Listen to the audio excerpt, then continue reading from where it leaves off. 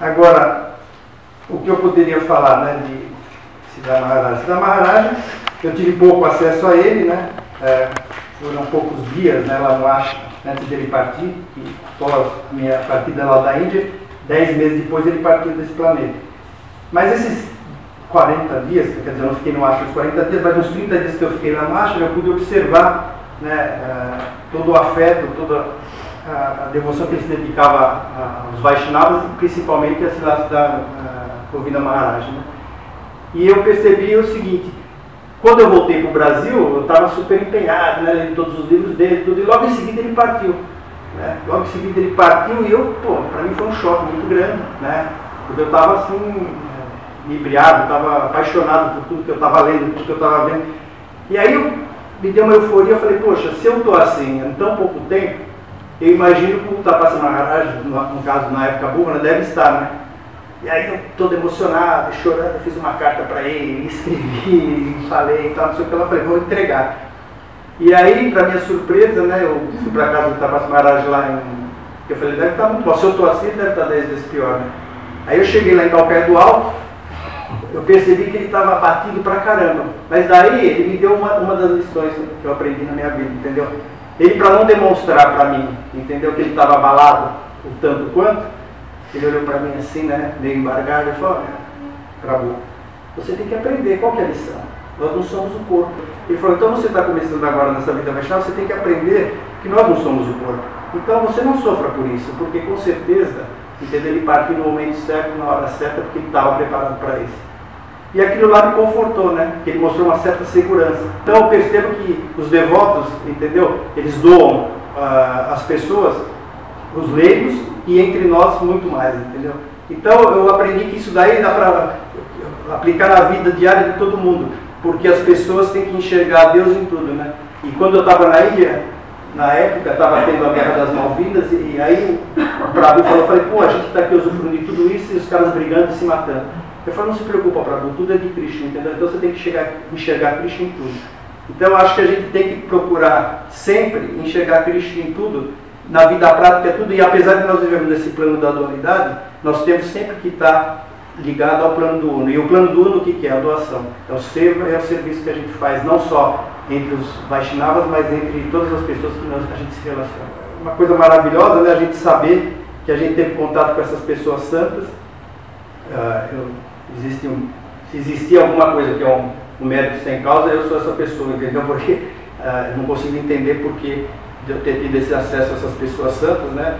Mas eu conheci um pouquinho, mas foi lendo ele, eu conheci um pouco a isso também, e entendia que Bhakti Yoga era incrível, mas foi lendo ele que me despertou aquela sensação de que isso é tão real, isso existe, isso numa recepção um pouco diferente do que o Prabhupada mostrou no Ocidente, ele estava mostrando, e eu tenho que me conectar com isso de alguma forma, e fui para a Itália conhecer o Gurudeva, por ter lido o Siddhar Maharaj de uma forma que falou, nossa, isso é muito impressionante. E a forma como ele apresentou o Bhakti Yoga, o Vaishnavismo para o ocidental, foi muito doce, muito linda, muito inspiradora. Qualidade filosófica incomparável, qualidade de coração incomparável, a voz dele era doce, olhar para ele é doce, as fotos dele aqui agora no DRT, qualquer foto se entendia que era enorme a personalidade e doce.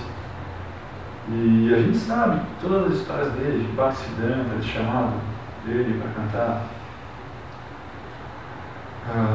Shri Ramachandra Padá, e ter dito que depois de eu ver ele representando uma canção de Bhaktivinoda Thakur, que alguém tinha entendido o que Bhaktivinoda Thakur representava.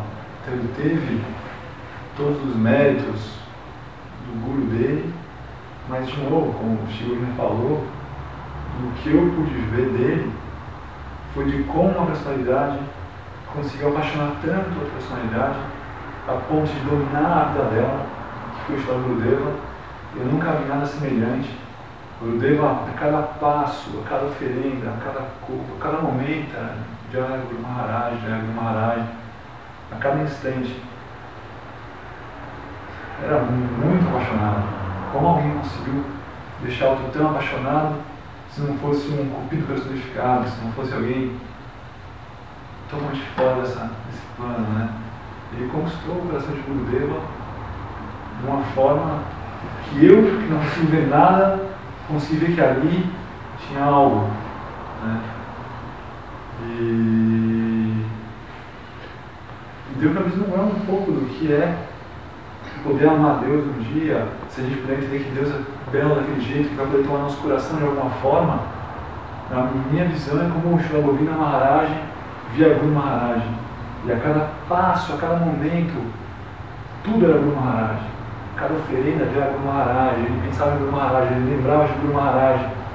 E o resto ao redor dele, sei lá, era relativo a Guru Maharaj. Ele entrou no coração de Gurudeva de uma forma que ninguém faz isso. Guru Maharaj. Eu não penso muita coisa, mas para mim foi extremamente impressionante ter visto isso, e inspirador. Lógico que também tem a qualidade de Gurudeva, né? E essa união dos dois gerou esse amálgama, né? Que foi uma relação de amor totalmente extraordinária, fora do padrão mundano, humano, ou concebível em Shakespeare, inclusive, o que quer que seja. Você vê que o Maharaj era, Romeu e Julieta, a potência extrema, assim, mais e puro. E para mim isso foi muito marcante.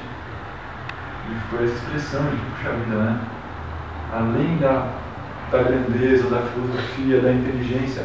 E Guru Maharaj era tido como, quando o Bhaktisiddhanta falava e ninguém entendia, e eu lia Bhaktisiddhanta, eu não entendo nada, os irmãos espirituais iam perguntar para Guru Maharaj o que Bhaktisiddhanta acabou de falar. E Guru Maharaj começou a traduzir tudo, né, para todo mundo entender. Essa qualidade é muito impressionante. Mas acima disso, eu acho que acima disso foi essa qualidade dele de ter deixado todo mundo apaixonado, deixado o Gurudeva perdidamente apaixonado. E isso ter sido a minha salvação de alguma forma, a minha esperança de salvação, de ter podido ver isso. Já é Gurudeva, já é Maharaj. Como todos os irmãos espirituais que eram grandes luminares, eram grandes sannyasis e cada um líder de uma missão, e como todos eles buscavam amparo e respeitavam o Srila Guru Maharaj como Siksha Guru, muitos deles buscavam instruções e tinham como referência Srila Guru Maharaj. E ele inclusive deu sannyasi para muitos dos God Brothers, os irmãos espirituais dele. Apesar de sênios, eles vieram e tomaram o sannyasi de Guru Maharaj. E eles diziam que com Guru Maharaj eles faziam como um bando de leões, essa parábola do leão, que você vai na frente, então eles iam pregando e fazendo as atividades de pregação dele, e de quando em quando eles olhavam para trás e se consultavam com Guru Maharaj, é isso que a gente está fazendo bem, e Guru Maharaj dando a sanção, o aval dele, eles se sentiam confiantes de que sim, eles estão fazendo de forma apropriada, em conexão com Sarasvati Thakur, através de Guru Maharaj. E daí, por toda essa conexão com o Gayatri Mantra, ele também revelou ao mundo Gaudiya Vaishnava um comentário do Gayatri Mantra único, esclarecendo todo o significado do Gayatri Mantra e dando a direção, né, o que é, revelando realmente o significado interno, de acordo com os Vedas, do Gayatri, em linha com o Gaudiya Vaishnavismo. Isso foi também muito apreciado por todos como uma contribuição única de Srila Guru Maharaj para Rupanuga Guru Varga, o significado que ele compôs do Gayatri. Além disso, ele compôs inúmeros outros livros. Nós fizemos ali, alguns livros foram compostos dos discursos dele, mas ele mesmo compôs inúmeras canções, poemas, e especialmente o Prema Dhamma Deva Stotram, que é um resumo do Sri Chaitanya Charitamrita. Em 72 versos ele conseguiu de forma concisa, representar todos os passatempos de Mahaprabhu, o Premadama do Stotram. E na relação com Sarasvati Thakur, de tantas vezes repetidas, como o Prafula mencionou, ele ganhou um reconhecimento incrível de Sarasvati Thakur. Primeiro, ele ganhou o título de Shastra Nipuna. Ele ganhou esse título de Sarasvati Thakur, Shastra Nipuna, que é um gênio escritural, aquele que realmente compreende, consegue extrair a essência das escrituras. Em outro momento, quando o Guru Maharaj estava ajudando Sarasvati Thakur na instalação de deidades no sul da Índia, o Guru Maharaj fez o que ele não deveria ter feito, que era o hábito de Sarasvati Thakur, colocar a tulasi, a folha de tulasi nos pés das deidades. Era assim que Sarasvati Thakur finalizava a instalação das deidades. Tinha esse hábito, ele ia lá e daí ele mesmo, a tulasi, com o sândalo, colocava nos pés de lótus das deidades. E Guru Maharaj estava fazendo todos os preparativos e estava um pouco alto, um pouco distante, e ele achou que seria melhor que ele colocasse para que Sarasvati Thakur não tivesse que subir ou que tivesse dificuldade de alcançar o lugar de pôr as tulasi. E então, quando Sarasvati Thakur foi lá para pôr a tulasi na deidade e instalar a deidade, ele viu e já estava. A tulasi já estava. E ele saiu e falou: as deidades se auto-instalaram. Sozinhas. E aí Guru Maharaj, o que eu fiz? Né? Eu ultrapassei o serviço e o que o meu Guru costumava fazer, eu cruzei. E aí, durante a aula que Sarasvati Thakur deu naquele dia, mais algumas vezes ele falou: aqui é muito incrível, as deidades sozinhas se manifestaram sozinhas. E Guru Maharaj ficou muito doído com essa situação, até que ele escreveu uma carta para Sarasvati Thakur falando: cometi uma grande ofensa, assim, me perdoe, assim, mandou essa carta para Sarasvati Thakur, e a resposta de Sarasvati Thakur foi: para aquele que é totalmente rendido, aquele que é puramente rendido, não tem ofensas. Você não se preocupe com ofensas. Deu esse reconhecimento ao Guru Maharaj. Para você que é totalmente Saranagata, não tem ofensas. E principalmente no momento do desaparecimento de Sarasvati Thakur, ele ter ficado tão satisfeito de ouvir de Guru Maharaj o grande hino, né, Sri Rupa Manjari Pada. E ainda como o Guru Maharaj não tinha uma voz, um tom tão eloquente como outros, um dos gerentes do Gaudiya Math sugeriu que o Guru Maharaj talvez hesitou um pouquinho na hora de cantar. Não, deixa que o outro Prabhu, que tem uma bela voz e melódica, deixa que ele cante. Sarasvati Thakur muito interessado na melodia, no bom tom de voz. Eu quero ouvir de Sridhar Maharaj essa canção, pela substância e pela realização de Guru Maharaj. E aí isso foi muito significativo. Todos entenderam que Sarasvati Thakur estava dando admissão a Guru Maharaj no Lila de Mahaprabhu, no Lila de Radha Krishna. E Guru Maharaj falou: não, eu prefiro me considerar que eu fui colocado como o guardião, né, o Bhakti Raka, no portão. E aí eu estou dando visto e vendo quem vai entrar ou não, vendo se está pronto para entrar ou não. E então, daí Srila Guru Maharaj estabeleceu o MAT em 1941, fez o MAT crescer e depois, por fim, e também conseguiu, através dos discípulos de Srila Prabhupada, que terminaram vindo até Guru Maharaj na década de 80, e aí levaram os ensinamentos de Guru Maharaj para o Ocidente, fizeram esses livros maravilhosos. Em algumas ocasiões o Gurudeva falava: esses livros são como deidades, busca por Sri Krishna, são como deidades esses livros. E isso levou a que muitos de nós pudéssemos ter esse contato com o Guru Maharaj. Eu também não foi através dos livros que o primeiro fui, mas foi através dos livros que consolidou. Eu já tinha tomado a iniciação de Srila Gurudeva, mas lendo os livros de Guru Maharaj foi algo que consolidou e despertou muito forte a vontade de ir para perto dos devotos. entendendo a importância de estar com os devotos e fazer seiva e aí poder fazer algum progresso.